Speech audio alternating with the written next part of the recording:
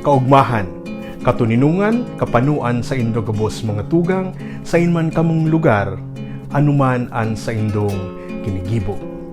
Siring sa nakatuudan, uya na naman ang sarupang episode kan si manahantang programa. Ako po si Vic Nierva, nagmamawot na lugod ng God ang satong mga paghinguwa sa lado nin tataramon, kultura, literatura, magdara sa tuya sa kauswagan asin hustisya. Madyan na, magbikol kita. Kan sarong simana, pinunantang tukaron ang pagbaybay kan mga katanog sa tataramon na Bicol. Binuksan ta ang temang ini sa pagbabago nin pagbabaybay kan tanog kan letrang C na yaon sa mga tataramon na sinublian sa Espanyol. Huli ta igwang C sa Espanyol na sa Bicol magiging K, dangan igwaman ibabaybay sa letrang S. Sa episode na ini, ipadagos ta ang pagrepaso nin mga Espanyol na tataramon na igwang tanog na anbaybay ginagamitan kan letrang C. Sa liwat, gamit ang librong Guide to Bicol Orthography asin ang DepEd Teacher's Resource Guide sa MTB-MLE, duwang panundon ang buot kong ihiras sa Indo.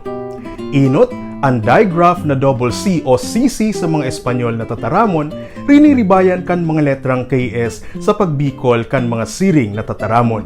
Paano tayo inigigibuhon? Hilingon ta ining mga halimbawa.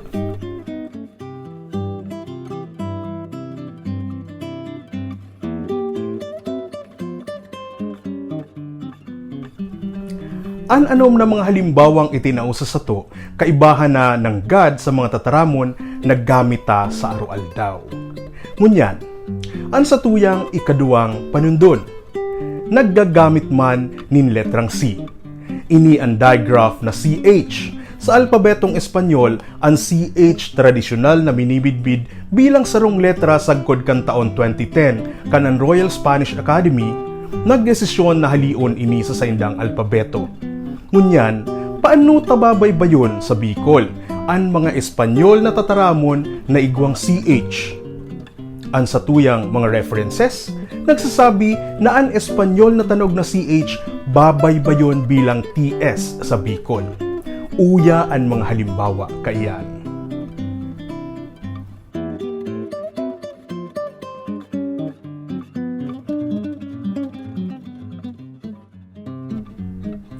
Tandaan ta mga tugang, na ang mga panundon na ini, mga pag-alok, mga imbitasyon tanganing, urog tapang paghurup-hurupan ang arualdaw na paggamit ta kan sa tuyang tataramon. Duwang panundon, inot, ang pagbaybay sa Bicol kan tanog kan Espanyol na double C o CC, ini magiging KS, asin ang tanog man kan digraph na CH, sa Bicol magiging TS. Siring sa dati kung igwa ka mong mga hapot, reaksyon, suwestyon, o ano pa man na buot nindong ipaabot sa samuya, mag-email sa magbicolkita@gmail.com o mag-PM sana sa Satuyang Facebook page. Anuman iyan, Satuya ng God na pag-urulayan. Ako po si Vic Nierva. Ipamibitan ng God.